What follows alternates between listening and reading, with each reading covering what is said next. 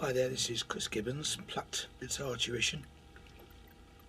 Lots of people ask me, how do I put solos together? Solos that sound cool and meaningful. Well, we're talking about the blues here. So the blues is a vocal tradition.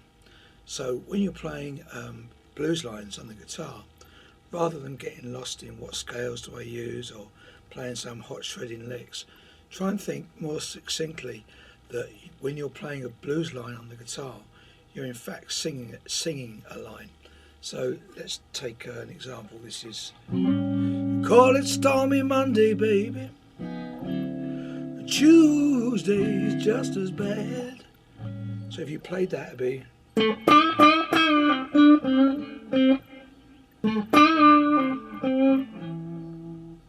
So the notes are slightly different, but you can hear how that kind of emulates the vocal phrasing. So you might use the word conversational to describe that style of playing. Another thing that you can do is look at how you would fill in with chords and parts of chords between those conversational lines. So you're kind of almost like providing a support backup guitar to yourself. So this is a little blues we're going to play, the key of E minor. So the first thing to do is think of where all the E minor chords are located up and down the neck. So you've got an E minor there, an E minor there, so an E minor there, E minor there, so a form of E minor there, and an E minor there. So that gives you the kind of key location places for any runs or part chord fill-ins that you'd like to do. Similarly with A minor, which is the next chord in the sequence, you have A minor there, A minor there, so a form of A minor there, A minor up here, kind of an A minor chord there, so suspended fourth on top of an A minor. So study your chord books. You don't need me to show you what you can probably get just by clicking another link on the internet for alternative chord shapes. So base the licks around those. Like for example, I use like small 2-note licks involving a grace note. So for E minor, I would use things like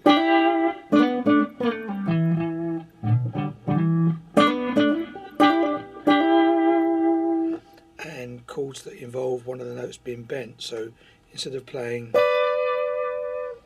I would play, or instead of playing a C chord, I would play. So I'm using all the different techniques at my disposal to create more colour. So in summary, before I start playing, think of what you're going to play as a palette. You've got your conversational lead breaks, you've got chords and part chords, and you've got nice tricks like bends and harmonics that you can use to embroider the solo. So this is a few ideas I'm going to throw at you.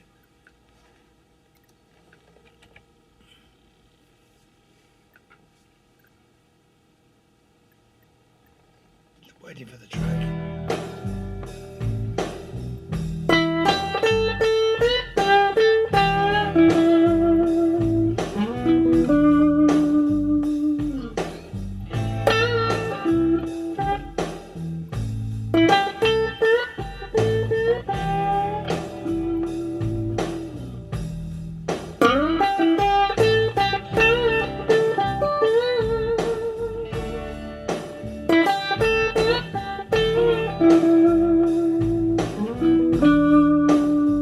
The 2-note phrases.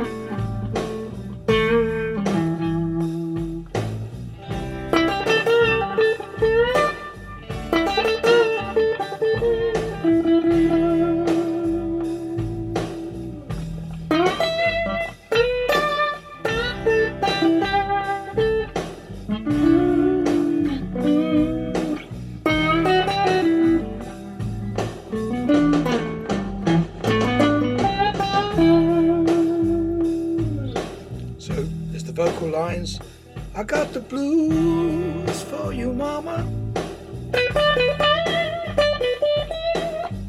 2-note fills.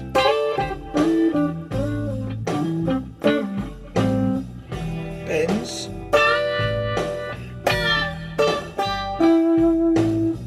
Bends with calls.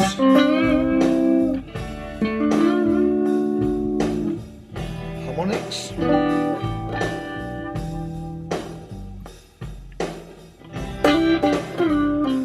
Even octaves.